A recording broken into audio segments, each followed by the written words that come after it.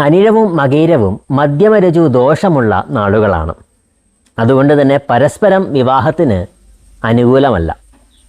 ഈ നാളുകളിൽ ജനിച്ചവർ തമ്മിൽ ചേർന്ന് കഴിഞ്ഞാൽ കുടുംബത്തിൽ സമാധാനം കുറഞ്ഞിരിക്കും. എന്നും ഓരോ പ്രശ്നങ്ങൾ ആയിരിക്കും. ഒന്നുകിൽ പരസ്പരമുള്ള അഭിപ്രായ വ്യത്യാസങ്ങൾ, കലഹങ്ങൾ, അകൽച്ച, അല്ലെങ്കിൽ കുടുംബത്തിൽ സാമ്പത്തിക പ്രശ്നമോ പുരോഗതിയില്ലായ്മയോ രോഗം കാരണമുള്ള പ്രശ്നങ്ങളോ ഒക്കെ ഉണ്ടായിക്കൊണ്ടേയിരിക്കും. ഇതൊന്നുമല്ല എങ്കിൽ സന്താന ദുഃഖവും ഉണ്ടായേക്കാം. ഞാൻ ഈ പറഞ്ഞ ഏതെങ്കിലും ഒരു ദോഷത്തിലൂടെ കടന്നു പോകുന്നവർ ആകും ഈ ദമ്പതികൾ. ഈ വിവാഹം നടന്നത് കാരണം കുടുംബത്തിൽ ശത്രുതയും സ്വജനവിരോധവുമൊക്കെ ഉണ്ടാകുന്നതായിട്ടും കാണാറുണ്ട്. ഈ നാളുകളിൽ ജനിച്ചവർ തമ്മിൽ പ്രണയവിവാഹം എന്നിവ ധാരാളമായിട്ട് ഉണ്ടാകാറുണ്ട്.